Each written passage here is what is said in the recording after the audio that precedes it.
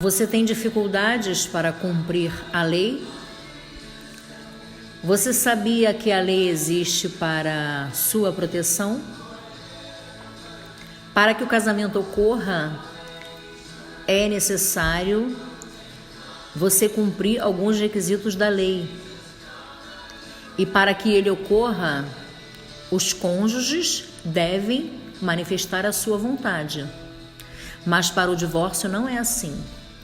O divórcio ocorre bastando apenas que um cônjuge queira que ele ocorra, porque o divórcio é direito potestativo. Ainda que um dos cônjuges se recuse a assinar o divórcio, o juiz, ele assina no lugar desse cônjuge. Em Mateus 19, nós temos uma passagem onde os fariseus questionam Jesus acerca do divórcio. E Jesus, na sua expertise, Jesus, na sua infinita graça e sabedoria, ele mantém esse diálogo com os fariseus, voltando-se para as questões acerca do casamento. Mateus 19, de 3 a 12, diz assim: Então chegaram ao pé dele, de Jesus, os fariseus, tentando-o e dizendo-lhe: É lícito ao homem repudiar sua mulher por qualquer motivo? Ele, porém, respondendo, disse-lhes: Não tendes lido que no princípio o Criador os fez macho e fêmea? E disse: Portanto deixará o homem pai e mãe e se unirá à sua mulher, e serão dois uma só carne? Assim não são mais dois, mas uma só carne? Portanto, o que Deus ajuntou, não separe o homem. Disseram-lhe eles: Então, por que mandou Moisés lhe dar a carta de divórcio e repudiá-la? Disse-lhes ele: Moisés, por causa da dureza do vosso coração, vos permitiu repudiar a vossa mulher, mas ao princípio não foi assim. Eu vos digo, porém, que qualquer que repudiar sua mulher, não sendo por causa da prostituição, e casar com outra, comete adultério. E o que casar com a repudiada também comete adultério. Disseram-lhe seus discípulos: Se assim é a condição do homem relativamente à mulher, não convém casar. Ele, porém, lhes disse: Nem todos podem receber esta palavra, mas só aqueles a quem foi concedido. Porque há eunucos que assim nasceram do ventre da mãe, e há eunucos que foram castrados pelos homens, e há eunucos que se castraram a si mesmos por causa do reino dos céus. Quem pode receber isso, que o receba. Nós vemos aqui, nessa passagem, que os fariseus estavam tentando iludir Jesus, assim como o diabo tem feito com muitos cônjuges e destruído as famílias. Tentando iludir Jesus, fazendo-o escolher um lado em uma controvérsia teológica. Existiam duas escolas de pensamento que representavam duas visões opostas em relação ao divórcio. Um dos grupos apoiava o divórcio por praticamente qualquer motivo, e o outro acreditava que o divórcio podia ser permitido apenas por infidelidade conjugal, o adultério. Este conflito dependia de como cada grupo interpretava Deuteronômio 24, versículos de 1 a 4.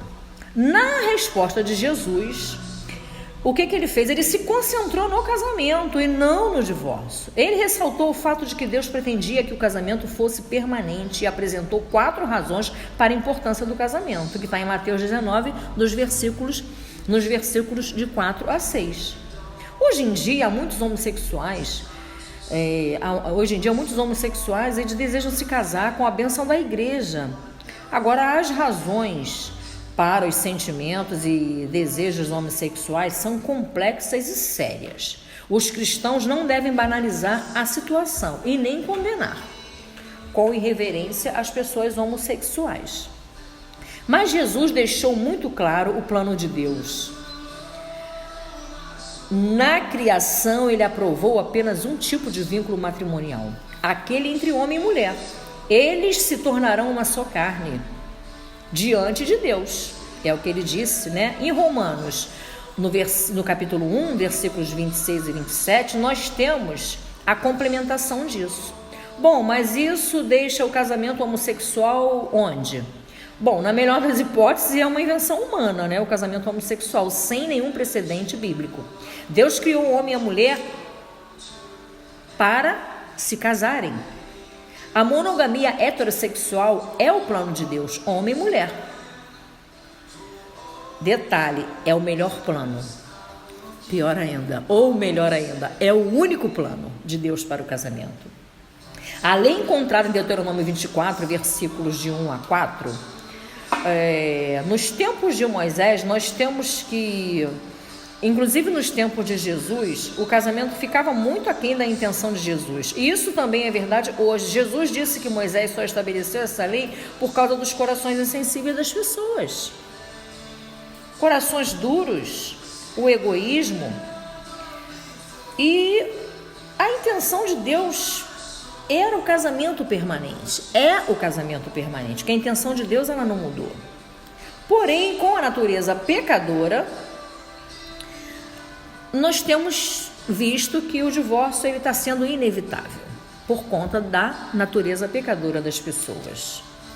Moisés ele instituiu algumas leis para ajudar suas vítimas, as mulheres naquela época, que dependiam de seus maridos.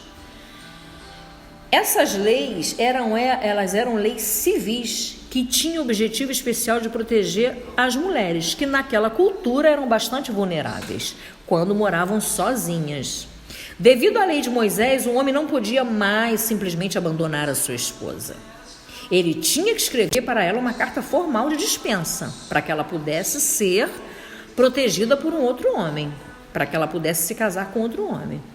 Esse era um passo radical com respeito aos direitos civis, pois fazia com que os homens pensassem duas vezes a respeito do divórcio. Deus deseja que o casamento seja indissolúvel. Em vez de procurar razões para se separar, meu querido, minha querida, vocês devem se concentrar em como podem permanecer juntos, porque isso glorifica o nome de Deus. Mateus capítulo 19, versículos de 3 a 9. Embora o divórcio fosse relativamente fácil nos tempos antigos, do Antigo Testamento, Mateus 19, 7, não era o que Deus tensionava originalmente, nem o que ele tenciona atualmente. Os casais devem tomar a decisão contrária ao divórcio desde o princípio e construir seu casamento sobre compromisso mútuo. Há também boas razões para que uma pessoa não se case. E uma delas é ter mais tempo para trabalhar para o reino de Deus. Isso não significa que Deus quer que todos se casem. Não suponha que Deus quer que todos se casem. Para muitas pessoas poderá ser melhor que não se casem. Procure em oração a vontade de Deus antes de assumir o casamento, porque ele é, aos olhos de Deus, vitalício. Um eunuco, por exemplo, no versículo 12... que está falando sobre o eunuco, ele é um homem castrado, um homem sem testículos. O que Jesus está ensinando aqui é que algumas pessoas têm limitações físicas que impedem seu casamento, ao passo que outras decidem não se casar, porque em sua situação particular podem servir melhor a Deus sendo pessoas solteiras. Jesus não estava nos ensinando a evitar o casamento porque ele seja inconveniente ou porque nos prive de nossa liberdade. Isso seria egoísmo. Uma boa razão para uma pessoa permanecer solteira é usar o tempo e a liberdade para servir a Deus. Paulo fala mais sobre isso em 1 Coríntios, no capítulo 7. Nós vemos aqui os fariseus, que os fariseus estavam tentando armar uma cilada para Jesus com sua pergunta, se ele defendesse o divórcio, estaria apoiando os procedimentos dos fariseus. E eles duvidavam que ele fizesse isso, que Jesus fizesse isso. No entanto, se Jesus fosse contrário ao divórcio, alguns membros da multidão não gostariam da sua posição.